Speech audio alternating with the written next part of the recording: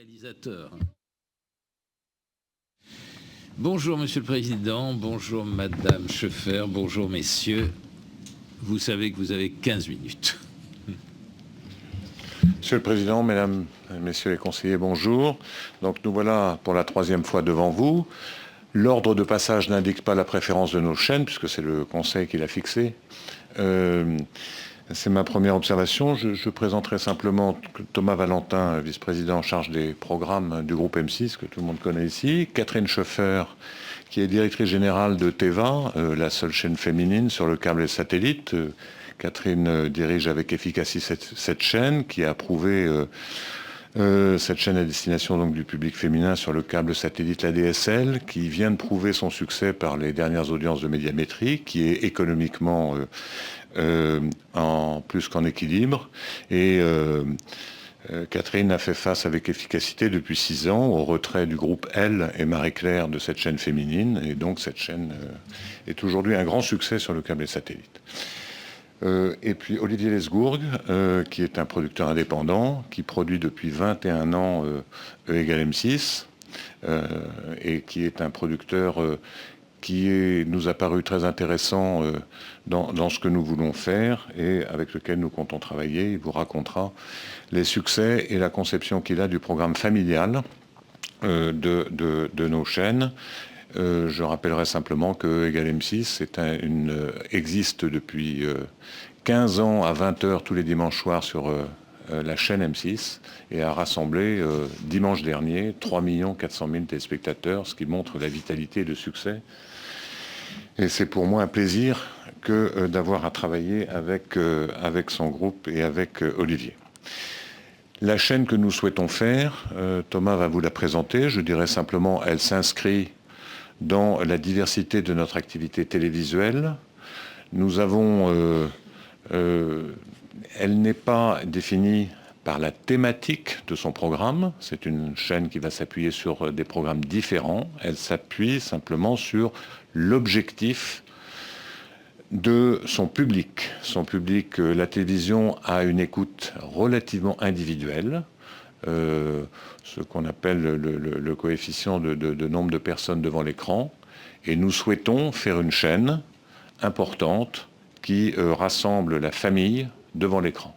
Pas la famille, ça peut être la famille monoparentale, la famille recomposée, c'est toutes les familles qui ont l'idée de partage. Donc c'est une chaîne qui veut partager, et je dirais que le meilleur exemple, c'est pour ça qu'il est là aujourd'hui, c'est E égale M6, qui est une symbolique du type de programme que nous souhaitons faire sur cette chaîne Sister à destination de la famille. Et donc je demande à Thomas s'il veut bien nous présenter les principes avant que Catherine Schoeffer vous en détaille l'organisation de sa grille.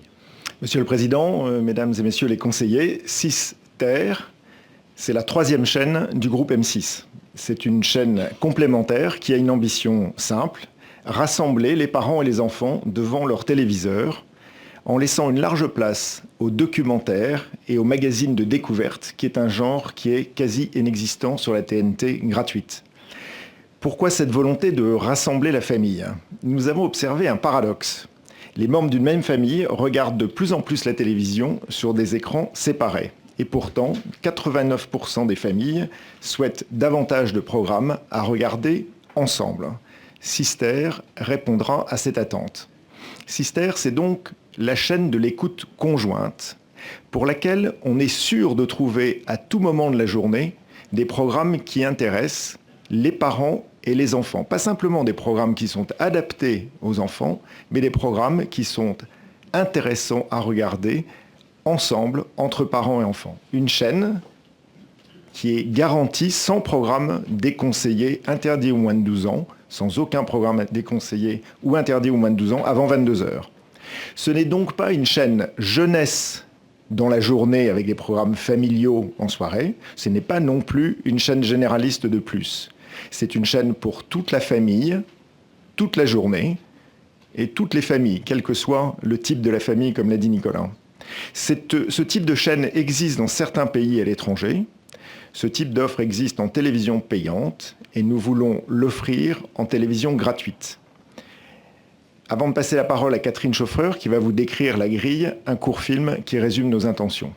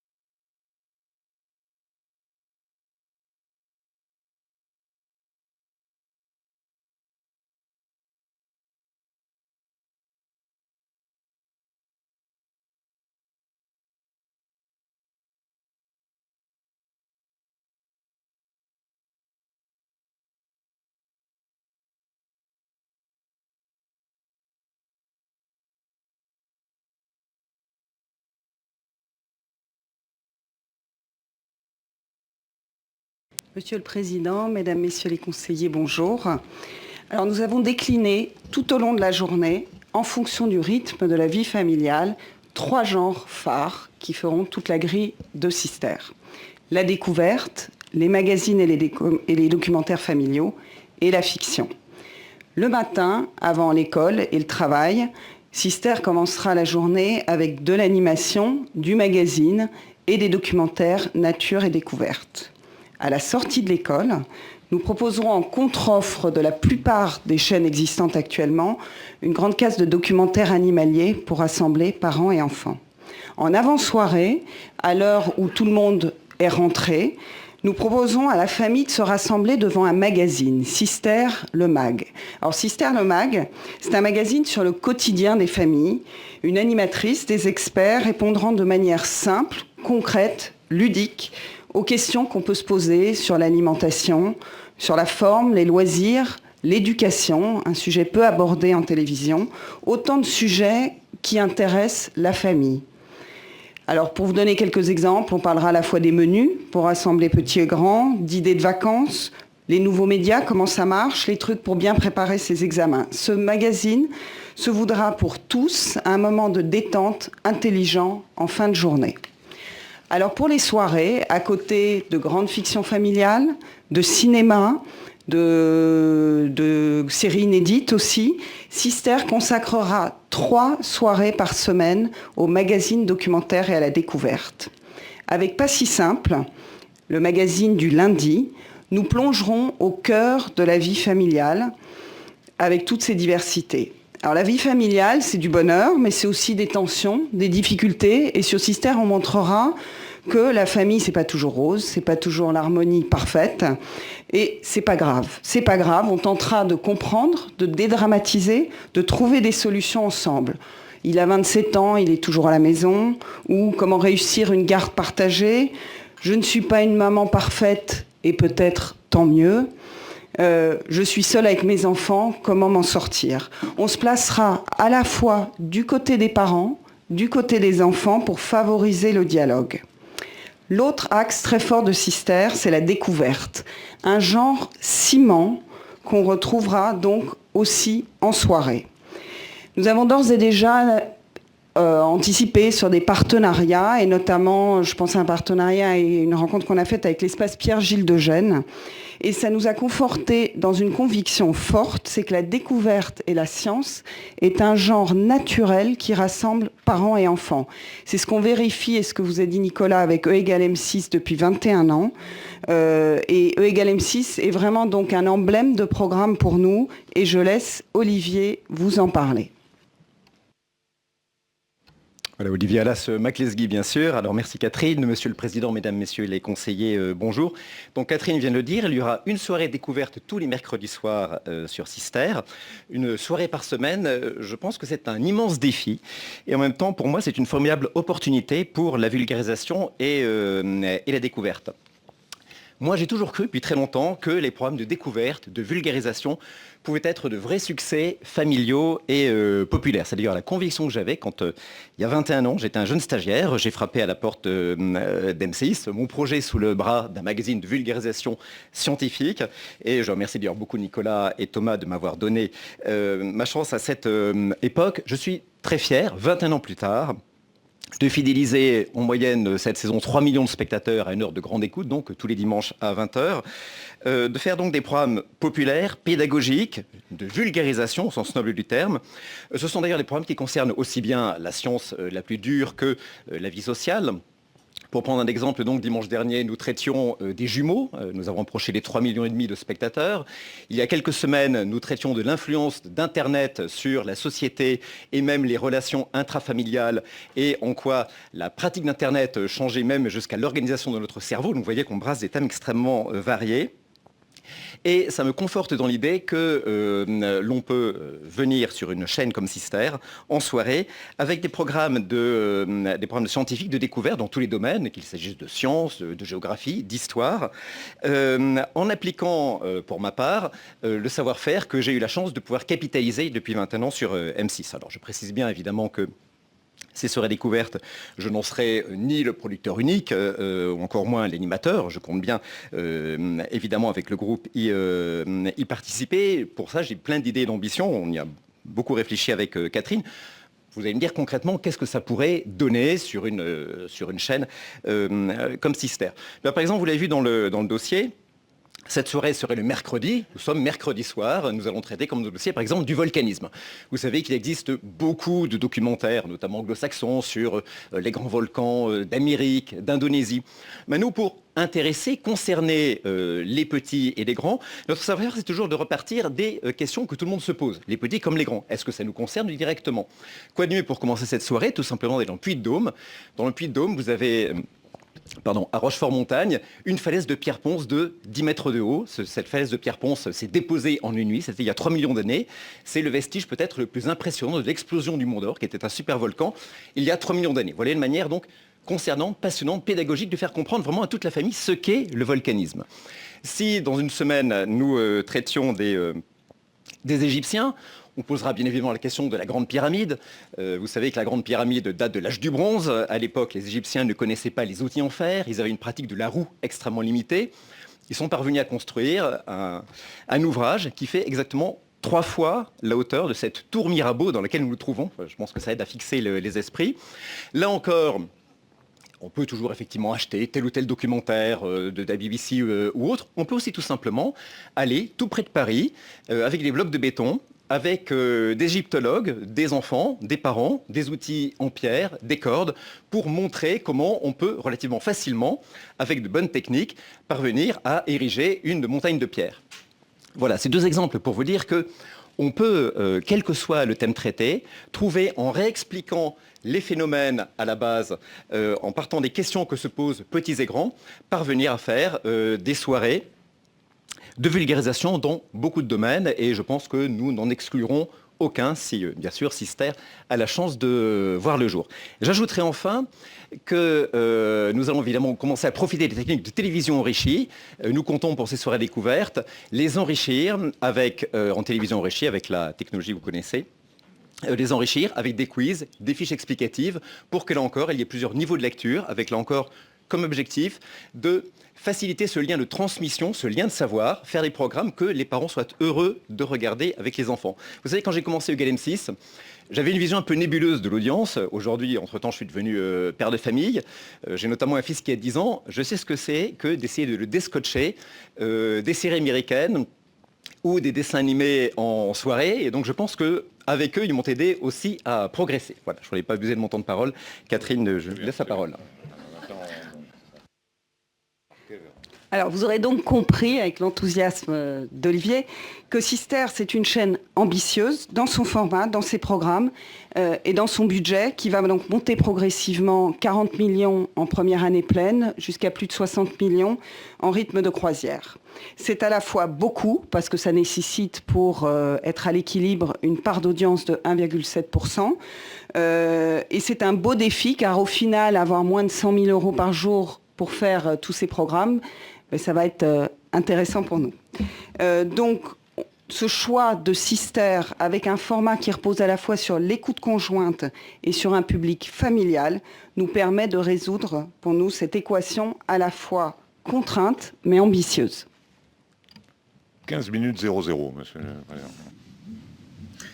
Monsieur Lesgourg, à quelques kilomètres au sud-est de Rochefort-Montagne et de ses Pierres-Ponces, il y a Avez et sa liqueur. J'espère que vous n'allez pas, si d'aventure votre chaîne était sélectionnée, nous faire des émissions sur les liqueurs faites à partir des fleurs de montagne. Et vous connaissez, dans les limites de ce que nous donne la réglementation sur les boissons alcoolisées, écoutez, je penserai à ça. Madame Françoise Laborde. Merci, Monsieur le Président. Monsieur le Président, Madame, Messieurs, c'est moi qui ai l'insigne honneur de commencer, d'être donc tout de suite désagréable, puisque tel est mon rôle. Non, je plaisante. J'ai bien compris que ce que vous nous proposiez à travers Sister, vous nous avez donné évidemment beaucoup d'éléments, donc ce sont peut-être des questions périphériques, mais tout de même, que vous ne nous proposiez pas une vision normative de la famille, puisque le Président Taverneau a pris grand soin de nous dire que c'était pour toutes les familles, y compris les recomposées, y compris les monoparentales, etc. Est-ce que vous pouvez nous indiquer d'entrée de jeu s'il y aura des passerelles, et si oui, lesquelles, avec d'autres émissions tout aussi avec les autres chaînes du groupe comme M6 et W9 en TNT, voire Teva, évidemment, sur le CAPSAT? Première question. L'objectif de Sister, c'est de construire son identité à travers sa production propre, aux heures où les gens regardent le plus la télévision, c'est-à-dire en avant-soirée et en soirée. Ça va être l'objectif principal. À travers ses magazines et ses rendez-vous réguliers, et à travers quelques séries et productions de fiction inédites. Il y aura aussi des rediffusions de programmes, mais pas tellement provenant d'M6 ou de W9 ou de Teva, parce que, on vous l'a dit, une des caractéristiques, ce sont les programmes de découverte, domaine de l'animalier au programme de géographie, etc., qui sont relativement peu offerts aujourd'hui en télévision gratuite et qui vont constituer une part importante, y compris aux heures de grande écoute, mais aussi dans la journée. Donc, nous allons construire l'identité. Ce que nous allons mettre en avant, c'est à la fois la production inédite et ces programmes de découverte. Et vous pouvez nous dire, pardon, quelle sera la part de l'achat en inédit et de la production propre dans ces programmes? Tout à fait. En ce qui concerne la production, en ce qui concerne les investissements, comme vous l'avez vu dans le dossier, on s'est engagé à investir au minimum dans l'inédit 30%. La réalité, c'est qu'on fera très rapidement plus. Je vais vous prendre un exemple. Alors que son obligation n'est que de 25 ou 30% pour W9, 97% des obligations sont faites en inédit. Parce que c'est ça qui crée l'identité des chaînes.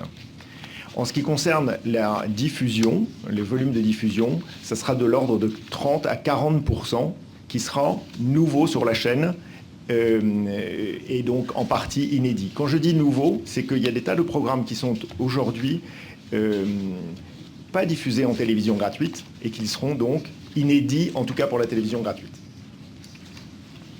Alors, question subsidiaire, enfin, non, autre question. M6 s'est fait une spécialité un peu des magazines, des émissions, je ne sais pas, je veux dire, de tutorat ou de rencontres ou d'harmonisation entre les uns et les autres. Alors, je crois que vous avez une émission qui s'appelle On ne choisit pas ses voisins, on ne choisit pas non plus sa famille. Est-ce que vous avez envisagé d'avoir des émissions qui pourraient être une sorte d'harmonisation des querelles familiales? Parce que la famille, depuis Zatride, c'est quand même un lieu de tension. Non ?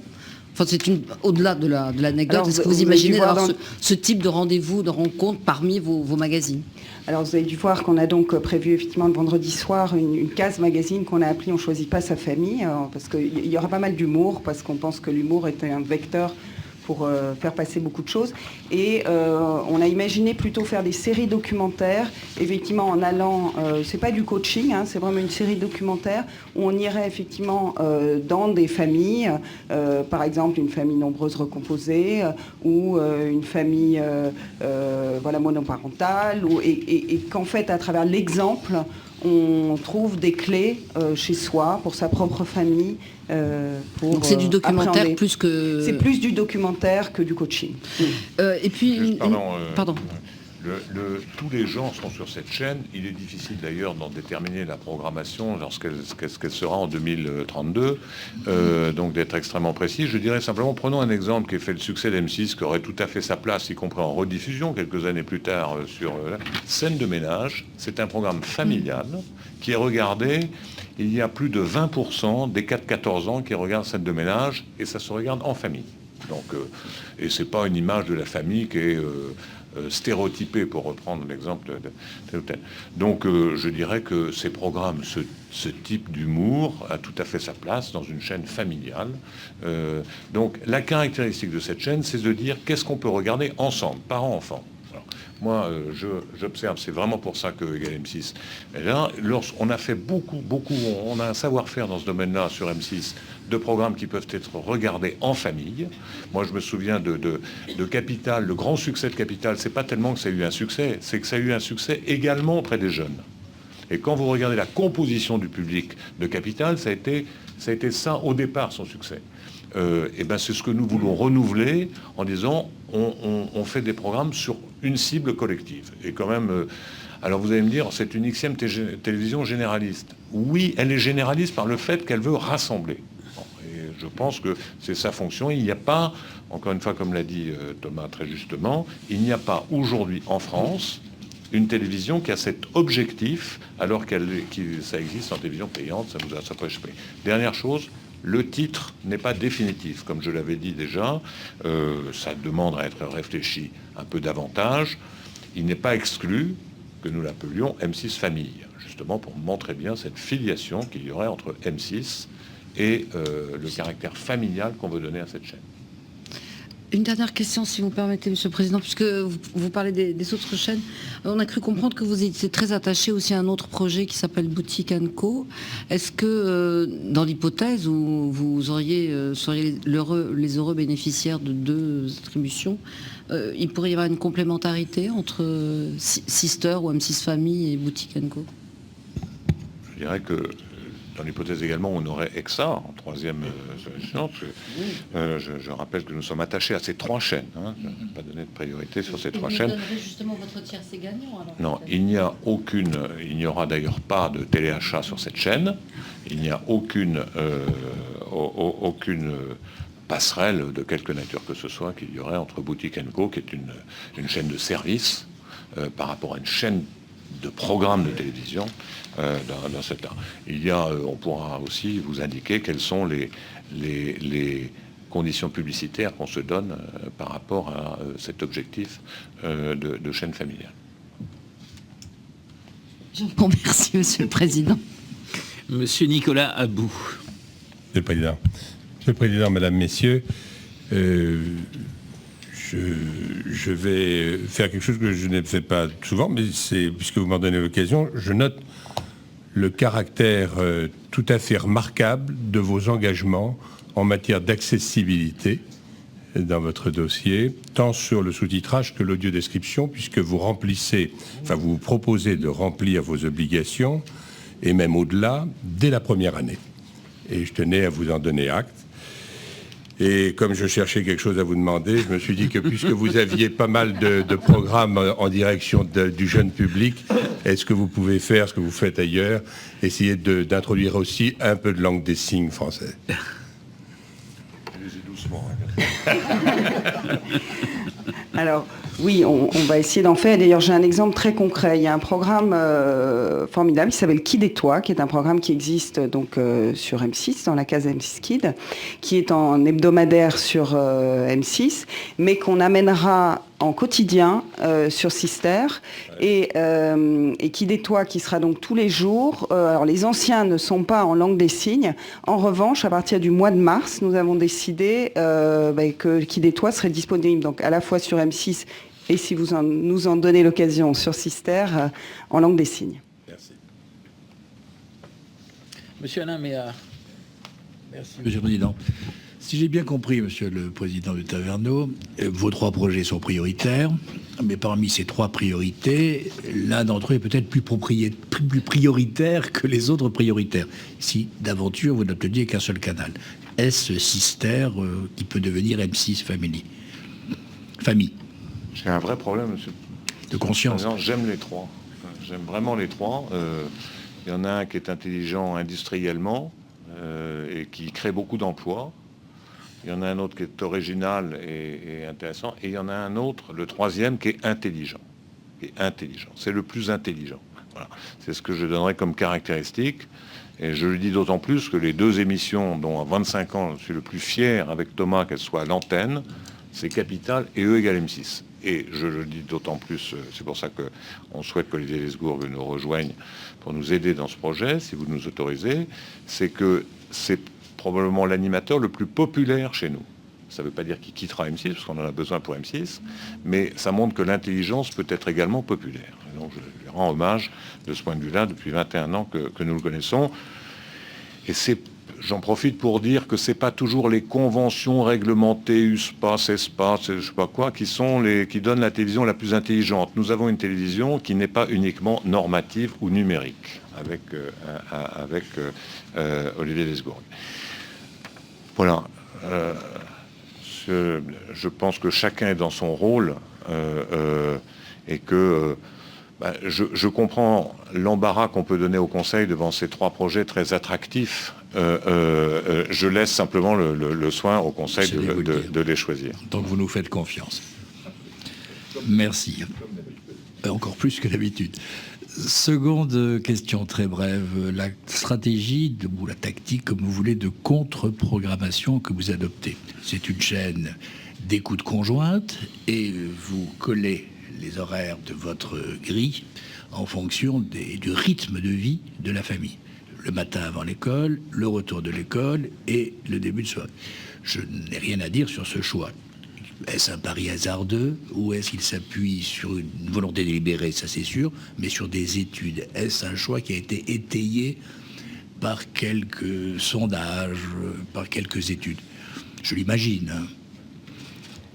Chaque jour, pour chaque programme, on regarde quelle est l'écoute conjointe. Donc on sait les programmes... On a compris. L'écoute conjointe, c'est combien y a-t-il de personnes qui vont regarder ce programme à tel moment. Juste pour vous donner un chiffre, en France, 1/3 des foyers ont des enfants, 1/3 des foyers sont en couple, et 1/3 des foyers sont des foyers avec juste une seule personne. Donc quand on fait de la télévision comme M6, la télévision généraliste, on s'adresse à tous ces foyers, à tous ces Français. Et on cumule en fonction des horaires de la journée, tel ou tel, avec tel ou tel genre, telle ou telle cible. Avec Sister, on cherche à toucher le tiers de foyers qui a des enfants. Et là, quand vous posez la question avec vos enfants de 10 ans et que vous regardez le programme l'après-midi de toutes les chaînes généralistes, premièrement, l'après-midi et le soir aussi, c'est essentiellement de la fiction, 80% de fiction. Et deuxièmement, même si ce n'est pas interdit aux moins de 12 ans, ce n'est pas toujours adapté à être regardé des enfants et ce n'est pas nécessairement toujours intéressant pour regarder des enfants. Donc nous, notre logique face à ça, elle est très simple, c'est de se poser la question à chaque heure de la journée de comment faire pour intéresser et les parents et les enfants. Et comment créer un plaisir partagé entre les parents et les enfants. Et c'est pour ça que la découverte, ça c'est la partie contre-programmation, il n'y en a pas. On est sûr que c'est fort et qu'on est sûr qu'il y a une bonne manière intelligente et attractive de le faire, parce qu'on en a la preuve. Mais il y a des tas d'autres programmes qui sont très larges et qui sont adaptés à la jeunesse et à cette écoute conjointe. Et ce que je veux bien insister sur le fait que ce n'est pas une chaîne destinée aux enfants. Hein. C'est pour ça qu'on est très complémentaire de ce qui peut exister en matière de chaîne jeunesse. C'est pas du tout notre ère. Alors c'est vrai que c'est assez original, mais on en a la pratique aujourd'hui et on constate qu'il y a un certain nombre de programmes qu'on connaît bien qui peuvent se permettre de réunir beaucoup de gens devant l'écran. Et on pense même que c'est un atout. Dernier point, les ambitions d'audience sont de l'ordre de 1,6, 1,7% de part d'audience. Donc vous voyez qu'on peut faire des paris quand on a une ambition plus modeste, de genre qui vont réunir la famille, même si les scores d'audience ne sont pas considérables. Je comprends tout ça, mais comme vous l'avez dit, ce n'est pas une chaîne pour enfants, c'est une chaîne pour la famille, enfin qui doit rassembler des générations sur le canapé. Autant je le comprends pour le matin avant l'école, pour le retour de l'école, autant je suis plus dubitatif sur le MAG entre 19h30 et 20h30, c'est-à-dire en frontal avec les chaînes généralistes. Je suis dubitatif, c'est tout. C'est pour ça que je voulais vraiment vous démontrer, parce que quand on avait fait cette programmation, Monsieur le maire, on était dans la même position que vous. On était un peu dubitatif. Est-ce qu'un programme comme E égale M6, alors le dimanche soir, le programme le plus regardé le dimanche soir, c'est le journal télévisé. Et le journal télévisé le dimanche soir est très grosse, comme vous le savez, il y a une très grosse audience. Donc d'aller mettre un programme en concurrence, aujourd'hui avec des chaînes de la TNT qui donnent des programmes jeunesse, et de faire 3 400 000 sur un programme à écoute conjointe plus fort que les autres, montre bien qu'on peut placer un programme familial intelligent en contre-programmation, par exemple du 20h ou du 19h30 sur d'autres chaînes. Ça, j'en suis absolument convaincu. Est-ce qu'on saura le faire? Est-ce que ça aura le même succès que ce que nous avons connu pendant 20 ans? Et j'espère encore pour ça, j'en sais rien. Je m'empresse de dire que c'est un pari dans lequel, comme toutes les chaînes qui vous ont été présentées depuis un certain nombre de jours, l'équation économique est complexe. Et lorsqu'on vous dit tout le monde vous dit entre 1,5 et 2. Personne n'en sait rien. Voilà. Bon. C'est un objectif parce qu'on sait calculer à peu près à combien on est équilibré. Tout le monde vous dit que le budget est à 50, 20 millions de charges fixes avec la diffusion à 12, et 30 millions de programmes. Si vous regardez tous les projets, ils sont à peu près dans cette enveloppe parce que tout le monde fait à peu près le même calcul. Bon. Nous pensons qu'un groupe comme le nôtre, par la compétence qu'il a acquise au travers de Teva, le budget de Teva est j'allais dire, léger, hein, et pourtant c'est un succès, au travers des expériences que nous avons en production, qu'on a peut-être l'expérience pour que ce pari de cible familiale, à sa place, qui ne se substituera pas aux grandes chaînes, hein, peut être rempli. Et que d'avoir un espace intelligent familial sur la télévision, en complément des chaînes existantes, est quelque chose qui nous a semblé intéressant de défendre devant. Merci. Madame Francine Mariani-Ducret. Merci, Monsieur le Président, Madame, Messieurs. J'en profite pour souhaiter un heureux jubilé à M6. Et je me permets de vous demander de revenir sur les engagements assez consistants que vous prenez en production, et notamment sur le choix que vous faites de consacrer l'intégralité de votre obligation patrimoniale prévue à la production indépendante. Alors on en a une partie de l'explication par vos propres exposés. Comment avez-vous, si vous l'avez fait, discuté avec les organisations professionnelles sur ces sujets? Et puis une sous-question, avez-vous une politique de production d'animation? Si oui, laquelle?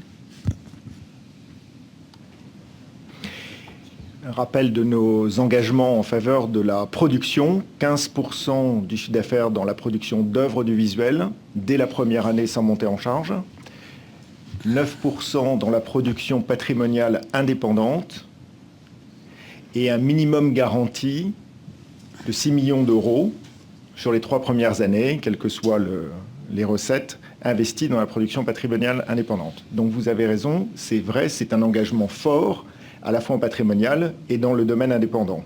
Pourquoi? Parce que nous pensons qu'une chaîne de télévision, comme je le disais tout à l'heure, a besoin de programmes frais et d'identité pour fonctionner. Est-ce que nous avons discuté beaucoup avec les producteurs pour leur présenter le projet?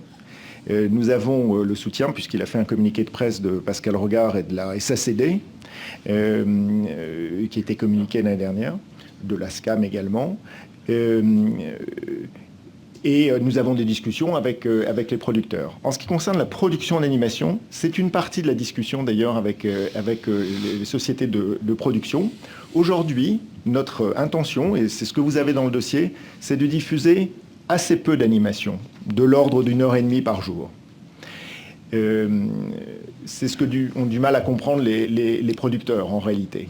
Si jamais nous devions diffuser plus d'animation, ben, peut-être qu'on aurait des engagements différents. Aujourd'hui, notre intention, c'est de diffuser assez peu de programmes d'animation. Pourquoi? Parce que c'est des programmes jeunesse, c'est des programmes qui se regardent seuls par les enfants et en général pas avec les parents.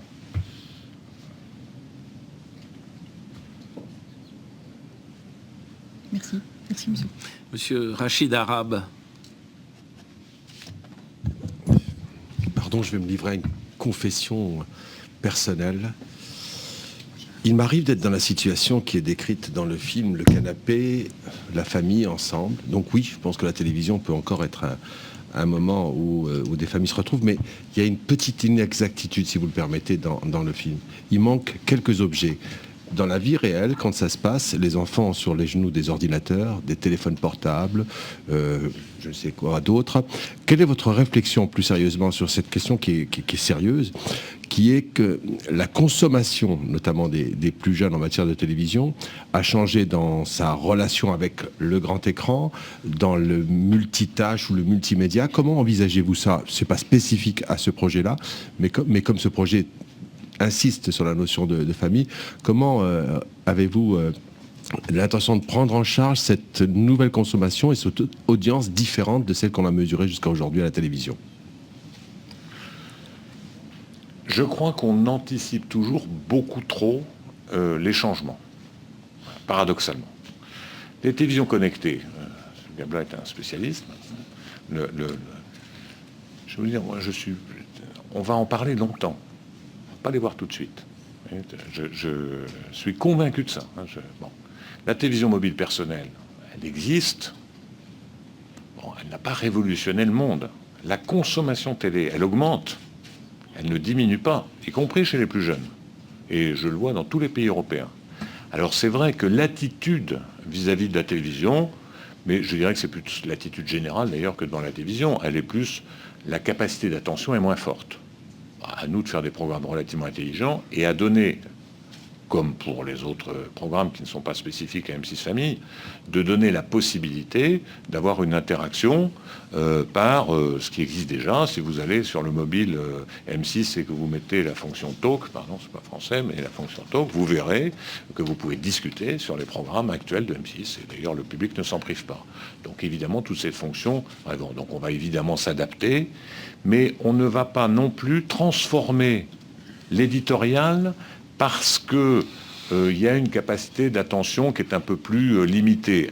Au contraire, c'est plus on fera des programmes qui seront motivants, captivants, etc., plus on évitera le phénomène d'une télévision d'accompagnement par rapport à une télévision qui occupe l'essence même de l'activité. Voilà, donc on est confronté à ces questions-là, mais on commence à bien les connaître.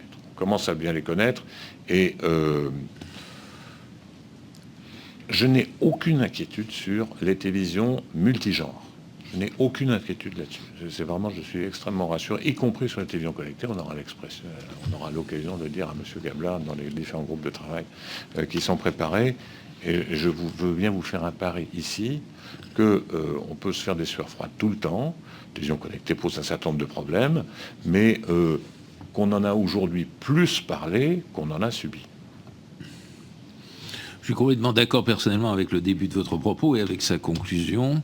C'est ce que je répète moi-même, n'en déduisez rien quant à l'appréciation que je porte sur l'intérêt du projet.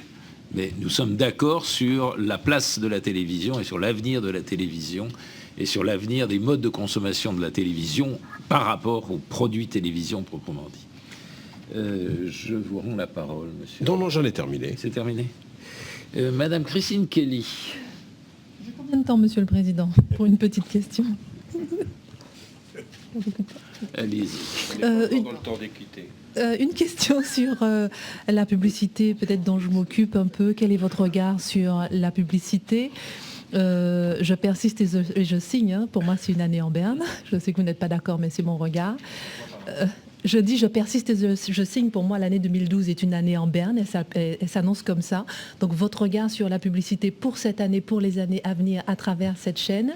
Vous avez dit dans votre dossier que vous comptez faire que vous n'excluez pas de faire du téléachat. Est-ce que ça veut dire que c'est non pour l'instant, oui après? Vous n'avez pas du tout pensé, ou bien vous comptez vraiment faire ou pas? Enfin, en savoir un peu plus sur le téléachat. Et puis... oui, vous comptez aussi faire participer les réseaux sociaux, comme beaucoup de projets d'ailleurs qu'on a vus. Une question aussi sur la maîtrise de l'antenne, comment faire, et aussi les dérives publicitaires qu'on a vues, nous, notamment dans nos groupes de travail avec Facebook, Twitter, etc. Et on voit qu'il y a une grande difficulté à maîtriser cette dérive de publicité clandestine. Et puis une dernière question sur ce que vous avez cité à plusieurs reprises, l'écoute conjointe, juste pour préciser ce que vous entendez vraiment par écoute conjointe, pour être sûr d'avoir compris. Merci. Sur le climat publicitaire, avant de donner la parole peut-être à Thomas et à Catherine sur l'écoute conjointe et les autres questions que vous avez posées, le climat publicitaire, ce que je peux vous dire simplement aujourd'hui, il n'y a pas de catastrophe. Voilà. Et puis, il faut qu'on soit un peu optimiste. Voilà, il n'y a pas de catastrophe. Je le redis, mettre 6 nouvelles chaînes sur la TNT, c'est une gageure. C'est une gageure. Et l'optimisation d'avoir un programme intéressant, des obligations respectées, un équilibre économique, des rendus de fréquences qui n'existeraient pas, des reventes de fréquences qui n'existeraient pas, il faut quand même avoir une expérience et une expertise pour optimiser tout ça. Voilà. Donc ça, je pense que même pour des groupes comme les nôtres, c'est un exercice difficile. A priori, lorsque vous n'avez pas la capacité, c'est pour ça qu'on veut prendre des engagements qu'on sait pouvoir tenir. Juste sur le téléachat, il n'y aura pas de téléachat dans sa forme traditionnelle au démarrage de la chaîne. On ne veut jamais exclure, si jamais la chaîne a des difficultés ou a besoin d'avoir des ressources complémentaires, qu'elle trouve un téléachat un peu plus intelligent qui existe aujourd'hui. Bon, il ne faut pas s'enfermer dans des choses trop rigides qu'on ne pourrait pas tenir. Voilà. Mais nous ne misons pas sur le téléachat pour rentabiliser cette chaîne. Alors pour répondre sur la publicité, qui est un sujet sur lequel on est très vigilant, notamment à cause du format de notre chaîne et du positionnement familial. Donc évidemment, nous respecterons la réglementation en matière de publicité dans les programmes jeunesse, strictement. Nous mettrons en place aussi un revisionnage en plus de l'ARP et de tous les spots. Nous calquerons, vous avez vu donc que nous nous engageons à ne pas diffuser de programmes interdits ou déconseillés aux moins de 12. De la même manière, dans les écrans publicitaires, nous ne diffuserons pas de spots pour des produits. Je pense par exemple à des jeux vidéo interdits aux moins de 12 ans. Je ne parle même pas des moins de 16 ou moins de 18. Il n'y en aura pas du tout sur la chaîne. Mais sur les jeux vidéo moins de 12 ou les films DVD pour les films moins de 12, il n'y aura pas de publicité dans les écrans publicitaires avant 22 heures. Donc on calque en fait la politique programme et la politique publicitaire. Par ailleurs, il y a un sujet qui nous tient beaucoup à cœur, qui est la charte alimentaire, justement sur une chaîne comme ça. Et là aussi, donc, nous respecterons la réglementation. Et ce sont des sujets... Bon, on a imaginé un petit magazine qui s'appelle Manger, bouger, rigoler autour du bien manger, de la forme. Nous en parlerons dans notre magazine quotidien parce que voilà, les problèmes de malbouffe et d'obésité nous paraissent importants.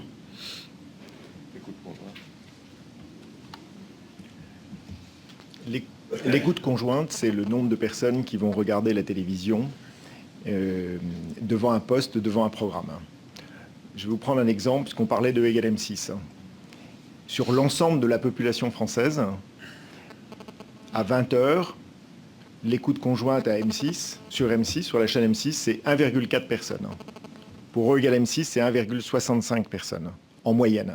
Qu'est-ce que ça veut dire? Ça veut dire que c'est le programme, quand on regarde un peu plus individuellement ce qui se passe dans les familles, c'est le programme qui réunit le plus les parents et les enfants.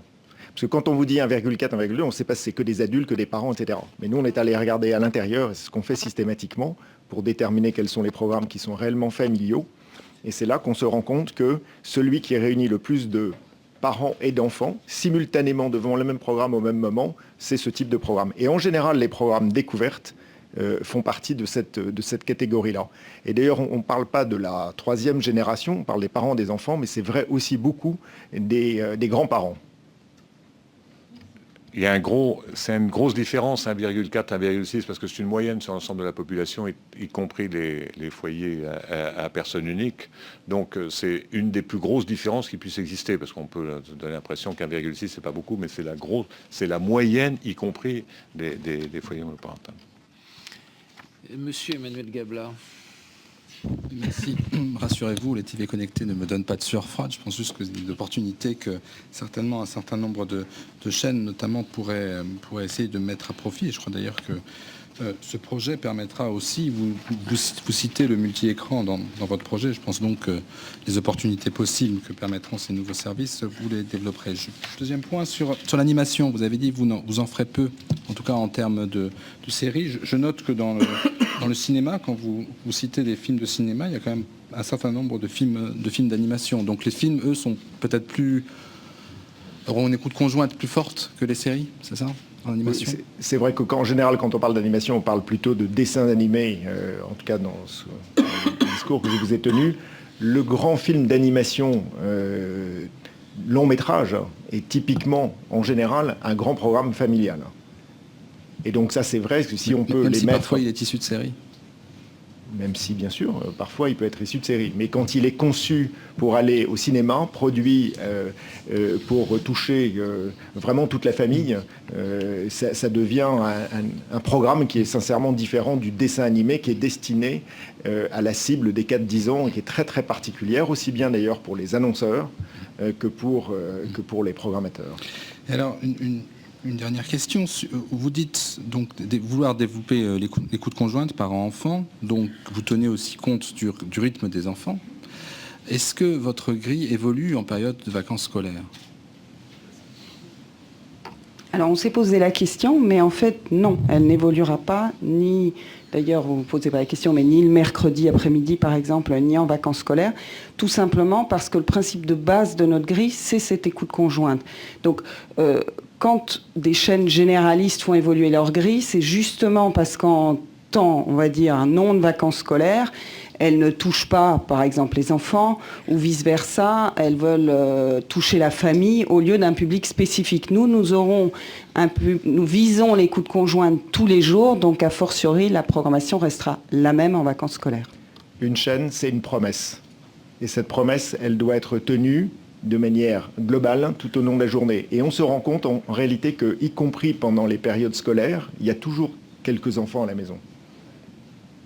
Donc la conception sera globale, quelle que soit la période. Oui. Vous avez quand même moins de chances de toucher des enfants en semaine, en période hors scolaire, quand ils sont à l'école.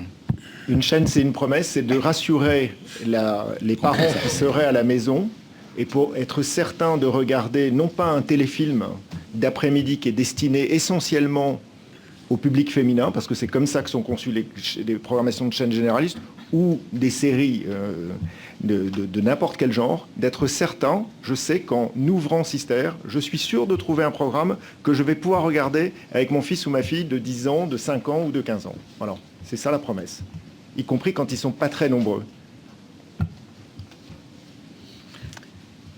Non, je crois qu'il faut arrêter, toujours au nom du principe d'égalité, cher au cœur de M6 et de ses rédactions.